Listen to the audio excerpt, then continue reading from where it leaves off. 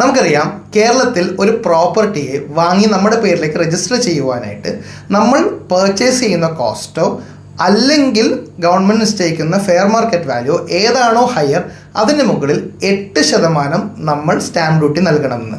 ഈ സ്റ്റാമ്പ് ഡ്യൂട്ടിക്ക് വേണ്ടിയിട്ട് ഈ പ്രോപ്പർട്ടിയുടെ വിലയെ ഗവൺമെൻറ് നിശ്ചയിച്ചിരിക്കുന്നത് ആ സ്ഥലം എവിടെയാണ്, അതെന്ത് തരം സ്ഥലമാണ്, റോഡ് ഫേസിംഗ് ആണോ, കൊമേഴ്ഷ്യൽ ആണോ പോലുള്ള ഒരുപാട് മാറ്റേഴ്സിനെ കൺസിഡർ ചെയ്തുകൊണ്ടാണ്.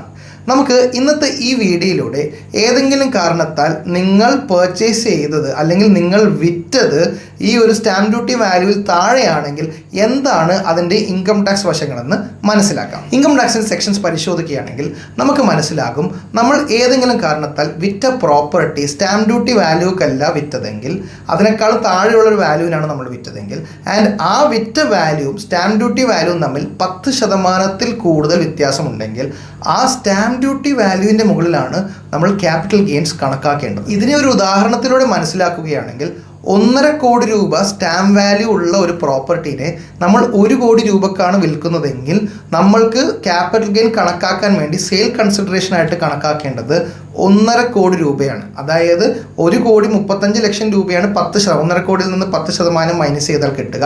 അതിൽ താഴെ ഒരു വിലക്ക് നിങ്ങൾ വിൽക്കുകയാണെങ്കിൽ എത്രയാണോ സ്റ്റാമ്പ് ഡ്യൂട്ടി വാല്യൂ അതിനെയാണ് നമ്മൾ സെയിൽ കൺസിഡറേഷൻ ആയിട്ട് കണക്കാക്കേണ്ടത്. അപ്പോൾ എന്തൊക്കെ ഇമ്പാക്ട്സ് ആണ് നമ്മൾക്ക് ഇതിൽ നിന്ന് സംഭവിക്കുന്നത് നമുക്ക് മനസ്സിലാക്കാം. നിങ്ങൾ ഒരു സെല്ലറാണെങ്കിൽ, ഒരു പ്രോപ്പർട്ടിയുടെ സെല്ലറാണെങ്കിൽ നിങ്ങളുടെ ക്യാപിറ്റൽ ഗെയിൻ കണക്കാക്കുവാൻ വേണ്ടിയിട്ട് ഈ സെക്ഷൻസ് പ്രകാരം ആക്ച്വൽ സെയിൽ കൺസിഡറേഷൻ അല്ല, അതിന് പകരം അതിനേക്കാളും മുകളിലാണ് സ്റ്റാമ്പ് ഡ്യൂട്ടി വാല്യൂ എങ്കിൽ ആ സ്റ്റാമ്പ് ഡ്യൂട്ടി വാല്യൂ നിങ്ങളുടെ സെയിൽ കൺസിഡറേഷനായിട്ട് കണക്കാക്കും. ഇനി നിങ്ങളൊരു ബയ്യർ ആണെങ്കിൽ ആ ഡിഫറൻസിൻ്റെ മുകളിൽ 30% വരെ ടാക്സ് നൽകേണ്ടി വരും. ഇതിൻ്റെ പിന്നിലെ ലോജിക്ക് എന്താണെന്ന് വെച്ചിട്ടുണ്ടെങ്കിൽ, നമ്മൾക്ക് സെക്ഷൻ 56 പരിശോധിക്കുകയാണെങ്കിൽ ഏതെങ്കിലും ഒരു ലാൻഡ് അല്ലെങ്കിൽ ഒരു പ്രോപ്പർട്ടി നിങ്ങൾക്ക് ലഭിക്കുകയും ആ ലഭിച്ച പ്രോപ്പർട്ടിക്ക് നിങ്ങൾ നൽകിയ തുക അതിൻ്റെ ഫെയർ മാർക്കറ്റ് വാല്യൂവിനേക്കാളും താഴെയാണ് എങ്കിൽ നിങ്ങളുടെ ആ ഡിഫറൻസ് 50,000 രൂപയ്ക്ക് മുകളിലുണ്ടെങ്കിൽ അതിന് നിങ്ങൾ ഗിഫ്റ്റ് ടാക്സ് നൽകാൻ ബാധ്യസ്ഥരാണ്. അതായത് നിങ്ങൾക്കത് ഗിഫ്റ്റായി കണക്കാക്കപ്പെടുകയും അതിന് ഇൻകം ഫ്രം അതർ സോഴ്സിൽ ടാക്സ് ചെയ്യപ്പെടുകയും ചെയ്യും. അപ്പോൾ നിങ്ങൾ വാങ്ങിയ പ്രോപ്പർട്ടി സ്റ്റാമ്പ് ഡ്യൂട്ടി വാല്യൂവിനേക്കാളും താഴെയാണ് നിങ്ങൾ കൊടുത്ത ഫിഗറെങ്കിൽ നിങ്ങൾക്ക് ആ ഡിഫറൻസിന് നിങ്ങൾക്ക് അതർ സോഴ്സിൽ 30% വരെ ടാക്സ് ബാധകമാവും. അപ്പോൾ ഏതെങ്കിലും കാരണവശാൽ നിങ്ങൾ ഈ ഒരു നിയമം ലംഘിച്ചുകൊണ്ടാണ്, അതായത് സ്റ്റാമ്പ് ഡ്യൂട്ടി വാല്യൂവിനേക്കാളും താഴെയാണ് നിങ്ങൾ പ്രോപ്പർട്ടി വിൽക്കുന്നതെങ്കിൽ സെല്ലർ എന്നുള്ള രീതിയിൽ നിങ്ങൾക്ക് സ്റ്റാമ്പ് ഡ്യൂട്ടി വാല്യൂയുടെ മുകളിൽ ടാക്സ് നൽകേണ്ടി വരും.